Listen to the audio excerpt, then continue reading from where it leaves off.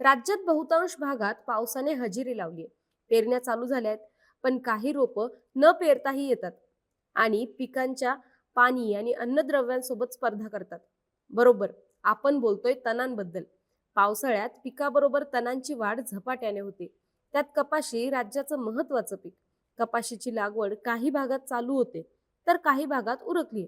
लागवडीनंतर कपाशीमध्ये वाढणाऱ्या तणासाठी उगवणीपूर्वी आणि उगवणी पश्चात कोणती तणनाशक वापरायची पाहूयात आजच्या या व्हिडिओमधून. नमस्कार, मी स्वराली. ॲग्रोवन मध्ये आपल्या सर्वांचं स्वागत.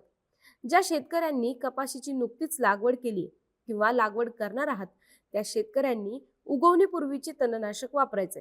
कपाशीसाठी पेंडिमिथिलिन हे तणनाशक वापरायचे. याचे दोन फॉर्म्युलेशन आहेत.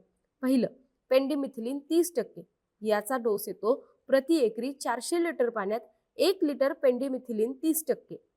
हेक्टरी प्रमाण पाहायचं झालं तर एका हेक्टरसाठी 2.5 ते 3 लिटर तणनाशक वापरायचे. पण पाणी जर कमी पडत असेल तर एकरी 1 लिटर तणनाशक पडायला हवं. यानंतर दुसरं फॉर्म्युलेशन आहे, ते म्हणजे पेंडिमिथिलिन 38.7%.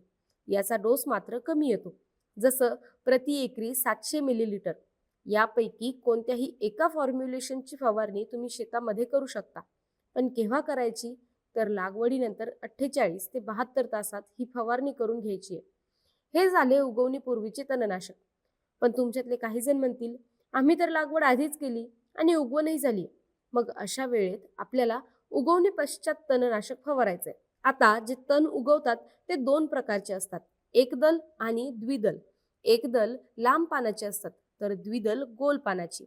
तर लांब पानाच्या एकदल तणांसाठी आपल्याला क्विझोलोफॉप आणि गोल पानांसाठी पायरिथोरॅक्स ही तणनाशक वापरायची असतात. पण शेतात तर दोन्ही तण येतात, त्यामुळं सध्या बाजारात यांचं संयुक्त तणनाशक उपलब्ध व्हायला लागले. पायरिथिओबॅक सोडियम 6% आणि क्विझोलोफॉप इथाईल 4% असं संयुक्त तणनाशक आपल्याला कपाशीवर उगवल्यावर फवारायचंय. पण किती? तर एकरी 200 लिटर पाण्यात 425 मिलीलिटर तणनाशक मिसळून फवारायचंय. पण याची फवारणी कधी करायची? तर यासाठी दोन निकष आहेत. ते म्हणजे पेरणीनंतर 15 ते 25 दिवसांनी आणि तण 2 ते 3 पानांच्या अवस्थेत असताना. आता जर तण 2 ते 3 पानांच्या अवस्थेत असेल पण पेरणी करून 13 दिवस झाले असतील तरी सुद्धा तुम्ही ही फवारणी घेऊ शकतात. लागवडीच्या दरम्यान तणांच्या नियंत्रणासोबत खतांचा बेसल डोसही द्यायचा आहे आणि आंतरमशागतीमध्ये निंदणी आणि विरळणी या गोष्टीही आठवणीने करायच्यात. ही माहिती नांदेड येथील कापूस संशोधन केंद्रातील तज्ज्ञ डॉक्टर अरविंद पांडागळे यांनी दिली आहे. तुम्हाला ही माहिती कशी वाटली कमेंटमध्ये नक्की सांगा.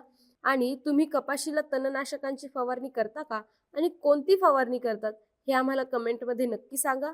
आणि अशाच शेतीविषयक माहितीसाठी ॲग्रोवनला फॉलो आणि सबस्क्राईब करायला विसरू नका.